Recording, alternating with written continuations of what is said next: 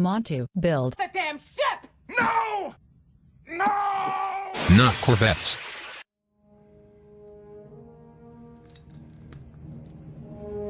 I will not sacrifice. Stellaris. We've made too many compromises already. Too many retreats. They invade us, Meta. and we fall back. Corvette spammers. Assimilate entire, Discord servers. and we fall back. Not again. The line must be drawn here. This far, no farther. We can build Corvettes quickly, we can build them cheaply, and we can build them in vast numbers. But are they really effective to fight ships in the later parts of the game? Well, we're going to today look at cruisers against Corvettes. We're going to be finding out if fighters really are all they're cracked up to be, and we're going to hopefully do our final tests just to see whether Corvette spamming really is a viable tactic. So how is this going to work? Well, today I'm going to be looking at a number of Corvette designs and a number of cruiser designs, and I'm going to be making fleets comprised of a single design and getting them to fight each other. I've done that many times, I've tested it many times, and I'm going to present you with the results of these battles so that we can definitively say cruisers versus Corvettes, which is better, which designs beat which designs. I've looked at two eras for this set of testing. Initially, I've looked at around 2030 to 2040, which is going to be roughly the beginning of the mid-game or the end of a peacetimer in a multiplayer situation. And that's a period where sometimes some players will have cruisers and they're going to have advanced weaponry, advanced armor, advanced shields, and we're going to look at the interactions between these ships and Corvettes. All of these engagements are going to start at long range and the ships will fly together, meaning that the longer range weapons will get to fire first, of course. This test is not going to be scoped to look at the effectiveness of using hyperlane camping and methods like that to negate the bonus from range that you would be getting. And there are a couple of engagement types that we're also going to be looking at. So the first is the base engagement. Now that is the battle up until the point where it's possible for either side to retreat. The second is the full engagement. Well, that's if we just let the ships keep fighting. What are the losses at that point? Following that, we'll also be including war doctrines. Now, cruisers massively benefit from the retreat mechanic because they have a disengage chance which is 1.5 times higher than the base rate because of their cruiser status, as well as the fact that they have higher health than destroyers, which means that a shot damage coming into them relative to their hull points is going to be smaller. They're going to do smaller damage relative to their hull points, so they will have over a combat time a higher chance of retreating than an equivalent destroyer would for equivalent shots. So the disengagement of these cruisers is going to be quite crucial to deciding the outcome of these battles. In order to keep the test balanced, I've also given hit and run war doctrine to the Corvettes, and on top of that I've given both fleets the trickster admiral when they have war doctrines in place. So there's kind of two main streams of engagement. There's the regular engagements and then the engagements with war doctrines as well, and that's what I'm going to be using. Now, to compare the results, what I'm going to be looking at is the losses that both sides suffer, and those will be the losses as a percentage of the overall fleet power lost. Now, that in this case is also going to be an economic analysis because for this case a Corvette is roughly the same value as 1/4 of a cruiser. So that's going to mean that the regular analysis on fleet power losses will be equivalent to an economic analysis. Let's dive into some ship designs and find out what we're looking at. Let's look at the Corvette designs first. So the first design I'm going to look at is the gunboat design. This is an interceptor Corvette. Now here I've put balanced shields, armor and crystal plating. I've done that because I wanted to have a balance of defensive options on these ships. Crystal plating is very cost effective. I've got a video on that. If you're interested, check it out. There's a link down below in the description on looking at the effectiveness of crystal plating versus armor. But in this case, I do want to have armor because I want to be basically not favoring hull-based weaponry overly. I want it to be slightly balanced. In addition, we've got shields. Now those, the armor and the shields are both at level 3. And you'll notice that most things here are these kind of level 2 or level 3. That's what I've guesstimated as a 2230 to 2240 kind of ship power range. So for this one, we've got 2 of our autocannons and 1 plasma launcher. Now, both of those weapons are going to deal extra damage to hull, whereas some are going to be dealing more damage to shields and some to armor. So it's overall a good, effective spread of weapons that should be able to knock down shields, hull, and armor concisely. Next, I've got missile corvettes. Now, here this is the missile boat hull, and we've swapped out the plasma gun, or the plasma cannon, and the auto cannon, one of them, for a missile. Now, in some previous testing, I found that the missile was actually more effective than the torpedo because of the overwhelming amount of hull that a ship tends to have as opposed to armor. Though what we may find in this case is that due to the nature of torpedoes having a higher single damage burst, that actually means that the missiles will cause slightly more cruisers to retreat. Though having said that, that shouldn't overall make the actually winning the battle any more difficult, simply the surviving numbers left over. Like the previous ship, we've got a swarm combat computer. That's to boost our evasion up. So these ships are already at the 70% evasion kind of threshold. We've also on this ship got the augment, which is going to increase our speed and evasion slightly. We haven't got the combat computer, the auxiliary fire control, because we've already got 100% accuracy on our missile weapons, so that would actually add nothing to our chance to hit with those missiles. So in this case, it would be kind of ineffective to have that, so I've swapped it out for the afterburner. And the final design I'm going to be looking at is a picket corvette. Now, this corvette, basically I've swapped out one autocannon for a picket slot, and what this is going to let me do is it's going to hopefully let me take on and take down carriers. Now, of course, I've gone back to the auxiliary fire control for that extra plus 5% chance to hit, because my weapons do have an accuracy under 100, although I had stayed with the swarm combat computer again, hopefully trying to get my evasion up, as that's going to be really good at defending my ships from medium and large base weaponry with relatively low tracking, or in the large case, very low tracking. Now let's look at some cruisers. So the first cruiser I'm going to look at here is the M Picket Cruiser. Now I've called it that because it's mainly full of medium slot weapons with a couple of small slot. And you'll notice I've got the Picket Combat Computer on this cruiser. I've actually got the Picket Combat Computer on all cruisers. And the reason for that is it's going to be adding tracking. I'm going to be getting a bonus to tracking, which will help me counter Corvette evasion. Picket Combat Computer would also be useful against destroyers. It would help me combat destroyer evasion because destroyers have high evasion too. So this ship here is hopefully going to do really well against the Corvettes. And in addition to that, it shouldn't do too badly against destroyers either, but that's a test for another video. I'm also going to be testing out a bit of a weird ship design. This is not one I would recommend. It's not one I would normally run. I don't believe that running a missile bow is an effective use of a cruiser and a missile core on top of that, but I've tested it, so we've got some good hard data to back up my feelings and assumptions. Now in this case, I've gone with the same missile loadout basically as the Corvettes here. We've got the missiles, we've got a balance then between autocannons and plasma cannons. I've tried to put as much shield as possible, so we've got 50% shield and then 50% armor and crystal plating variant. This is roughly what you'd want to run.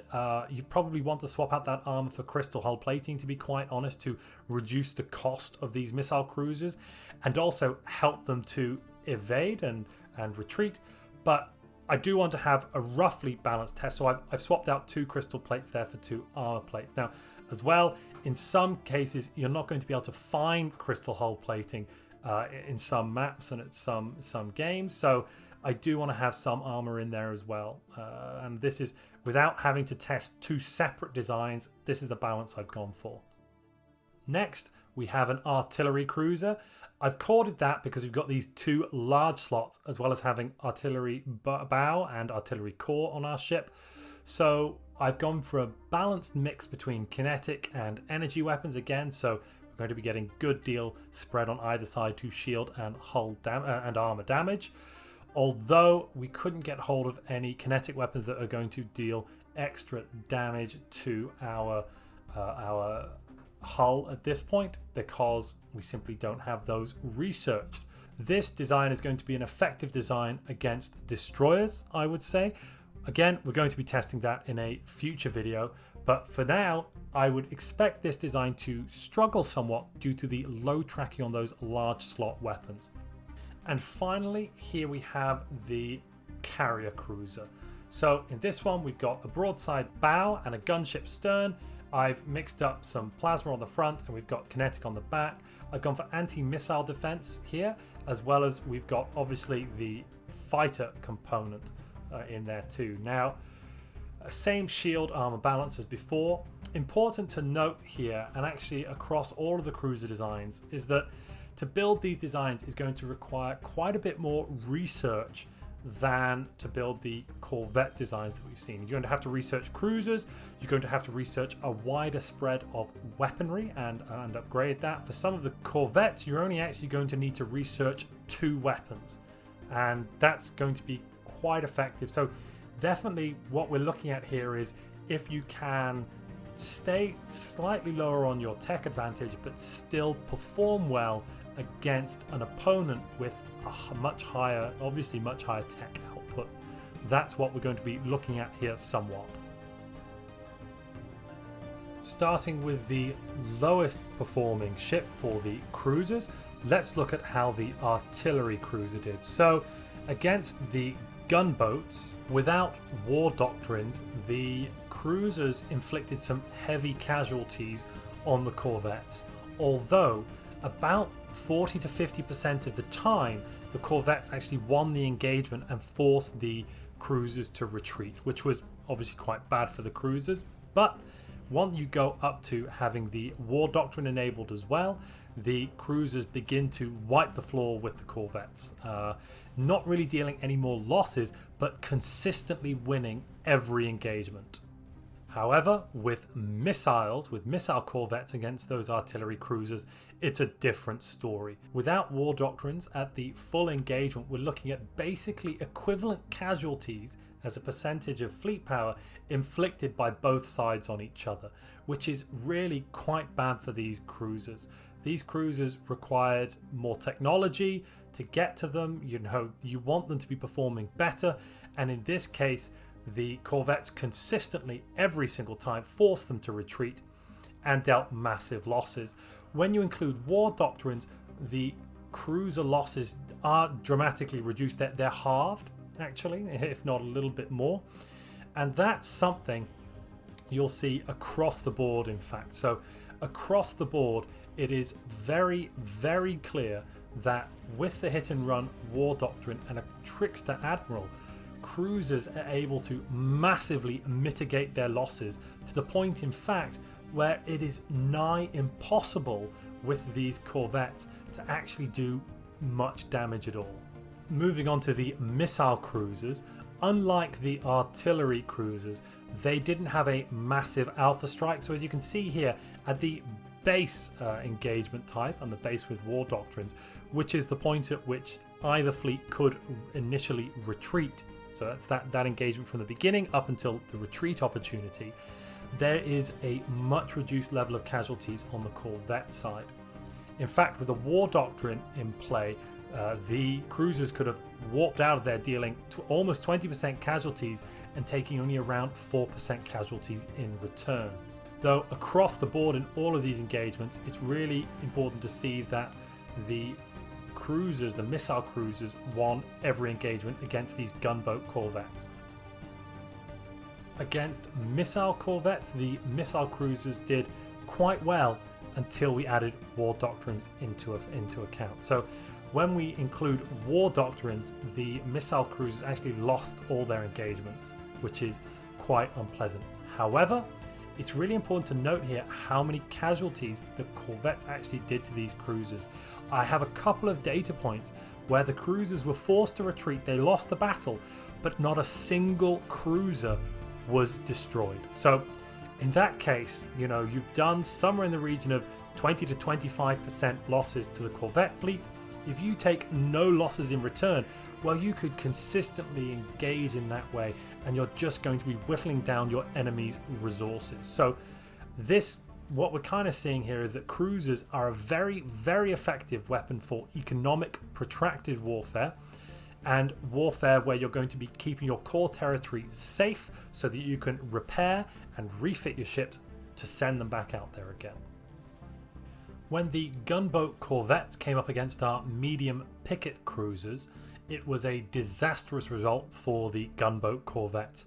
This has been the best cruiser so far to come up against the gunboat corvettes, and we're looking at consistently only between 5 and 10% losses depending on the engagement type for the cruisers.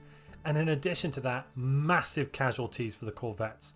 No lower than 30% here, and then at full engagement looking at between 35 and 55% depending on whether war doctrines were in play. So if you want to run a cruiser against corvettes and you don't want to take fighters for whatever reason, this is the design that you want to be running. You're going to win all of your battles, you're going to take very few losses, and you're going to do massive amounts of damage. However, when we look at the missile corvettes against these picket cruisers, we see a slightly different story. Now, here, the cruisers lost all of their engagements of all types at all times, meaning they were forced to retreat. But they never took higher casualties than the corvettes and always inflicted casualties on the corvettes.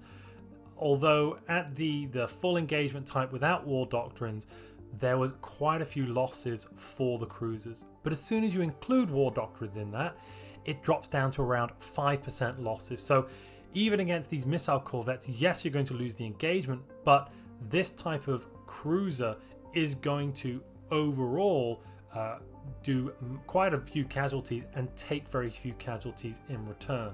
None of the cruiser designs we've looked at so far have been able to stand up to the offensive power of the missile corvettes. Something to note, I haven't tested the picket corvettes against the designs we've looked at here. That's because they had flak artillery, flak cannons on them, and that's only going to be helping us against the carriers. Speak of the devil, so carrier cruisers. We're going to face those up. Let's start with the meanest, baddest corvette we've seen so far, the missile corvette. How do they do? Well, the missile corvettes get absolutely obliterated. On every engagement type, you're looking at between 1.5 to 2.5% casualties for the cruisers and massive casualties for the corvettes. Not going to win any engagements. The cruiser is going to wipe the floor. So in this case, those fighters are going to do really a lot of work. They're going to do heavy lifting. They're only a single component, but they're going to be negating the ability of the missiles to even reach the target of the cruisers, and on top of that, they're going to be dealing damage to the corvettes too. And they've got high accuracy, high tracking, which will help negate the evasion statistic of the corvettes. So fighters definitely really good against these missile corvettes. Alright, so the missiles didn't work, and we understand the reason for that. So let's swap out and we'll go with our picket corvettes instead. That should help neutralize the fighters, and that should hopefully mean that we can win the engagement. How did that go? Well, unfortunately, that wasn't the case. The picket corvettes did slightly better than the missile corvettes. They inflicted almost double the casualties, going from 2.5% to 4% in cases. But overall, that's basically negligible. They took massive losses, they lost their engagements, they were as useless as the missile corvettes. They really didn't help counter anything. Flak, unfortunately, is not cost effective. It's not effective to use in this case. But what about our gunboat corvettes? How did they do against the carriers? Well, surprisingly, they did the best overall out of any of the corvettes, and they managed to deal, I would say, significant damage to the cruisers in comparison to those previous designs we looked at. Meaning here we dealt between 10 and 20% damage depending on the engagement type and the length of the engagement. Now, you might have noticed as well that I haven't included any of the late game designs or any of the late game results in this video so far.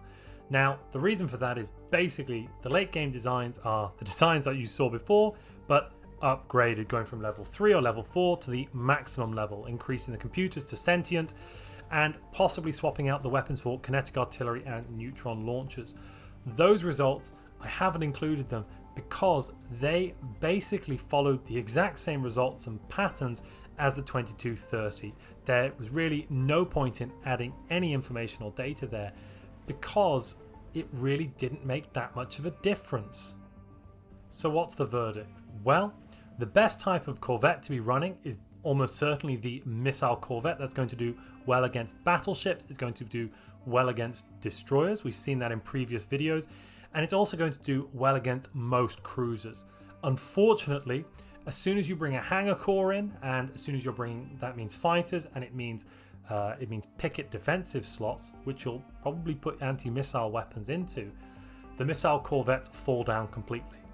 What does that mean? That means that across the board, for every design of Corvette, there is a single design of either destroyer, cruiser, or battleship that can counter every single design of Corvette. The same isn't true, of course, for Corvettes. I hope this can conclude the idea that running a Corvette swarm with massive evasion, relying on that big evasion to mean your opponent isn't hitting you, is not the correct method to be dealing with enemy fleets, because there is an enemy ship of every class that can deal with any Corvette design you have. So overall, I'm going to say this is a pretty solid victory for the cruisers.